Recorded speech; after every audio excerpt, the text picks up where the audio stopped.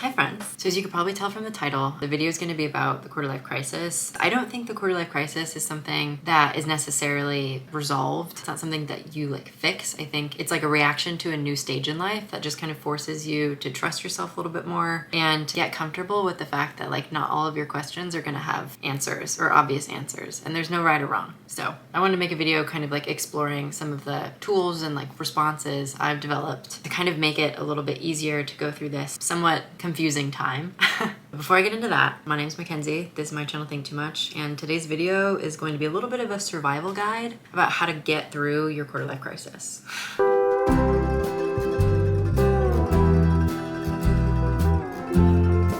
So the way I'm going to angle this video is going to be kind of following my path, recognizing that I was going through a little bit of a quarter life crisis and kind of how I reacted to it, some of the tools I picked up, and the things that really helped, the things that didn't help, and where I'm at now. So I am 28 years old now. I feel like I started to have kind of a bit of like a quarter life crisis around the age of like 26 or 27. I just kind of like noticed this like nagging feeling of being like vaguely dissatisfied. But you know, a lot of the things in my life were going really well. So I'd kind of checked a lot of boxes and kind of just came to and realized that like it just felt like something was off, and it was hard to pinpoint what it was. So when I started looking into it, I realized like this kind of sensation is like pretty common amongst people in their 20s, and it's oftentimes dubbed like the quarter life crisis. I don't know if it feels entirely accurate to call it a crisis. That does feel a little bit melodramatic, but I started learning what the quarter life crisis was, and I started learning like just how kind of commonplace it was. It was confusing. I wasn't sure where it was coming from because so many things were going right.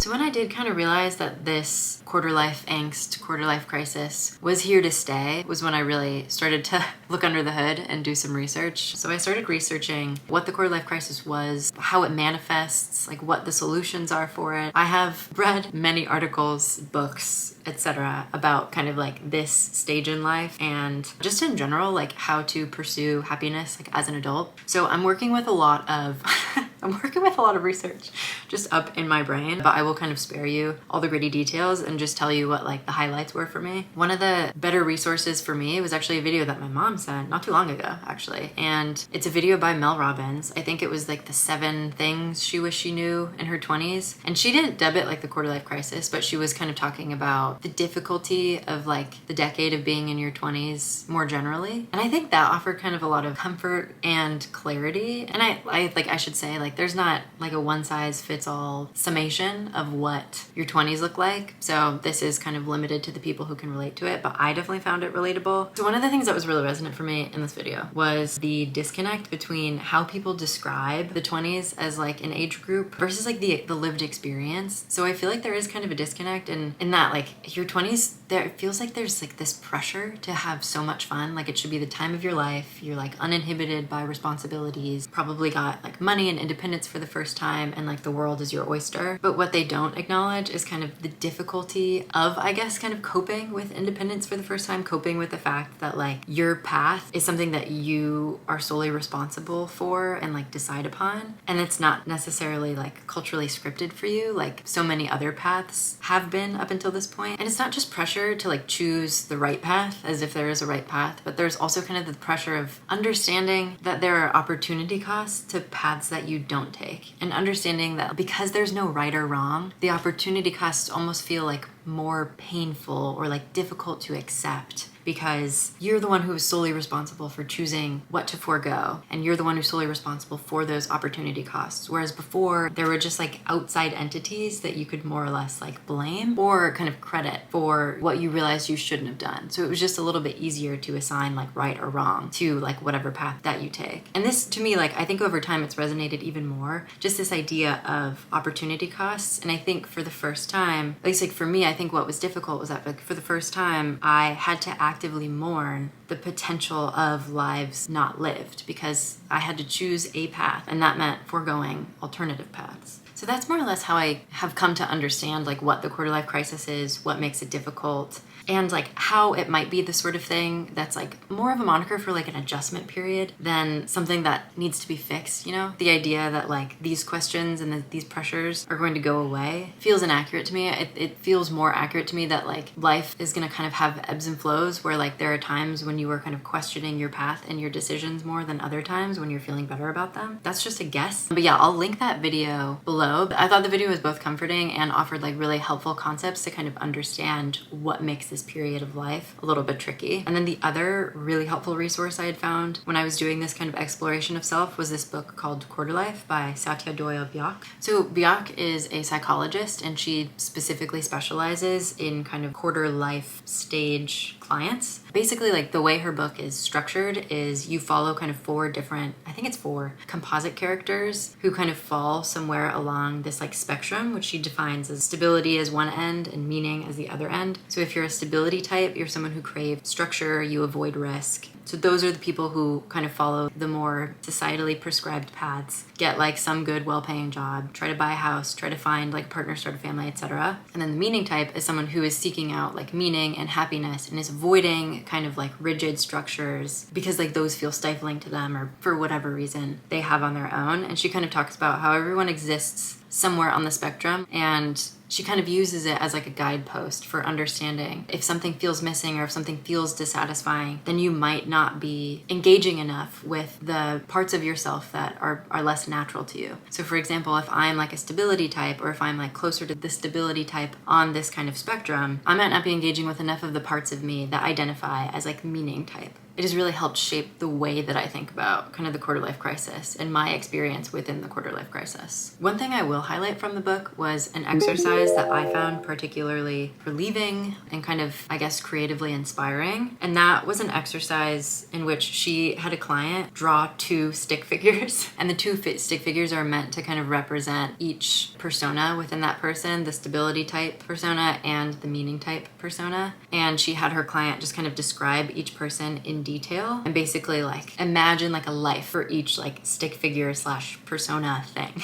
So for the stability type, I think she had her as like a lawyer and she like had a home, she had a husband, she was like getting ready to start a family and was like following like a very like rigidly and kind of socially accepted way of living that was very like by the book. Whereas the meaning type persona stick figure thing was a painter and she was living probably in like California and was like kind of living like this bohemian life. And at the end of the exercise, she had her kind of identify what percentage of each persona she was kind of acting out in her real life. And so at the end, the client says that like 90% of her lived experience is kind of lived within the confines of her kind of stability type persona, and only 10% is lived within the confines of the meaning type. So the exercise more or less helped her identify the fact that like some of her dissatisfaction might be coming from the fact that she is not engaging with enough of the meaning type part of herself. And that's why she's feeling dissatisfied. So not only did I kind of identify with this as someone who has followed a more prescribed path in some ways, in other ways not so much, but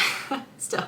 I also just really liked the exercise. Like I found when I was doing it for myself, I just really liked having the opportunity to kind of dream up and like fantasize lives of these two kind of personas. And I was more excited about the meaning type one because I was at a stage in life where I felt like I was engaging more with kind of the stability type in me and I was missing some of the meaning type. So it was really fun to just kind of have an exercise where I could really fantasize about that. And it also kind of made me realize that like I hadn't allowed myself to like dream or to like fantasize about my own life in like many years. I think I was so focused on, you know, securing like enough money and like enough comfort and stability in my life that it's almost like I had to put the meaning type on hold in order to accomplish those things and accomplish that level of comfort. But this exercise kind of helped me realize that I was a little bit too disengaged with those parts of me. And that's kind of what had been missing. I think that was making it harder to get in touch with like the gratitude I have for my life and the possibilities that continue to exist within it.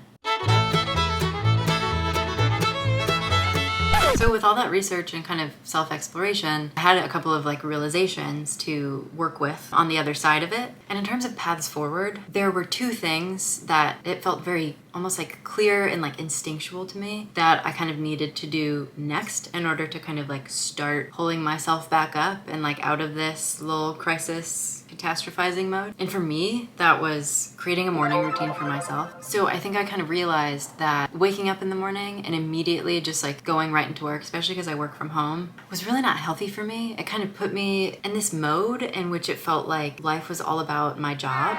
You know, as you get older, your job becomes more serious, you get more responsibilities, you can't prioritize your social life quite as much as you used to be able to. And I think just like kind of as those two things kind of converged, it just became clear to me that I really needed time for myself in the morning. I think, you know, in part to kind of do some of this self-exploration in the face of this quarter life crisis. I think maybe I had been in autopilot mode for a while, just like trying to carve out the comfort that I was seeking. And I hadn't realized like just how detached I'd become from my own desires and wants. So I think in part the morning routine was a means of kind of regaining some more time and energy to focus on myself. Good morning and welcome to my morning routine. The way this usually happens nowadays, because I've been doing it for like a year and a half and it's taken on different forms. The way it happens nowadays is I wake up around 7:30, scroll until about like 8 or 8:30. I know the people say not to scroll. I don't care. That's like how I incentivize myself to actually wake up in the morning because I'm a fake morning person. So I do that, brush my teeth, like wash my face, whatever. Come out here around 8:30, make a coffee, and then start editing. Or if I'm not editing, it's like working on something related to the YouTube video that I'm working on that week. The other forms it's taken on in the past are a little bit more casual. Like at some point, I would just make a point to sit down and kind of zone out. There were points where I would make a point to go for a walk in the morning, which was also really nice. Yeah, it's taken a couple different forms, but this is the current iteration. So right now I am doing some research for, well, I'm actually doing research for this video. So yeah, I'm gonna be like watching some videos, reading some newsletters, and taking some notes, and then trying to sketch out like kind of an outline for the video that I would like to make. So I've been doing that for a while and I kind of can't recommend it enough. I found it was super helpful in terms of getting to know myself a little bit better and just having something to look forward to in the morning. And the next thing that it was kind of clear to me while I was doing the research that I needed to kind of carve out for myself was some form of like creative hobby. I had like I guess a trial and error phase of this. And that like, you know, I tried painting, I was considering taking up an instrument. It was just kind of important for me to find something that didn't feel like a chore. And honestly, that's like a tall order. It's really hard to find something that I want to do that feels satisfying and maybe even productive, but it's also like fun and it's creatively fulfilling, but like it's not something I have to force myself to do. So that was like kind of a tricky quest, but I think honestly somewhat early on, I kind of had like a hunch that the videography YouTube thing felt really right. I was just like diving more into YouTube and was like getting more obsessed with YouTube, and not just kind of like the creators or like the videos for like entertainment's sake, but also just in terms of how interesting I thought it was that people could portray life in like a more beautiful way, or kind of portray life in a way that kind of like enlivens the mundane. And it was really comforting. So there was just like something drawing me to doing the YouTube thing, and that is kind of where I landed. So the two kind of combine, and that when I wake up in the morning, I'm typically doing YouTube, and it's been a lot of fun. I like can't recommend having like a hobby or some form of like creative outlet that kind of makes life about more than just your career and like all the things that you should be doing and just something that you want to do. It's been a ton of fun. And I think it's also kind of juiced this like ability to dream and like fantasize that I hadn't been in touch with in a while. So that kind of gets us to where I'm at today. So these kind of tools and concepts have kind of helped me learn how to assess the potential paths and like the decisions that I need to make with a little bit more clarity about myself, because I really think that was a big part of this kind of growth period, was just learning how to get in touch with like what it is I want, learning how to kind of grieve the opportunity costs that come with like making a decision about what I want, and then figuring out how to build that. And that's I probably described like the structure of her book, I swear to God. But I think that's kind of what the difficulty of this period was. I mean, I think why it's more comfortable for me now is because I feel more confident in my ability to assess what it is I actually want and need, and therefore my ability to kind of create that life for myself. I also trust my ability to kind of decide against certain paths and certain ways forward. So that's kind of where this journey has landed me. I think I still have some things to learn, but I'm feeling, I think, more secure and comfortable than I have felt in a good while. And most importantly, I think I'm just less fearful of the kind of unanswerable questions and the fact that there isn't a right or wrong when it comes to choosing a path forward. So I can spend more energy and time focusing on just like enjoying my admittedly very privileged and fun life. So that's gonna be it for this video. I hope it offered some clarity. I hope it offered some like tools and ways of thinking that are helpful. I'm gonna link the resources that I highlighted in this video down below. If you enjoyed this video, please like and subscribe. It's called Think Too Much because I like to think too much about my life and the world around me. So that tends to be what the videos are about. But sometimes I'll do fashion, sometimes I'll do interiors. It really ranges, but it's I guess mostly just life in your 20s. Thank you so much for watching. I will catch you in the next one.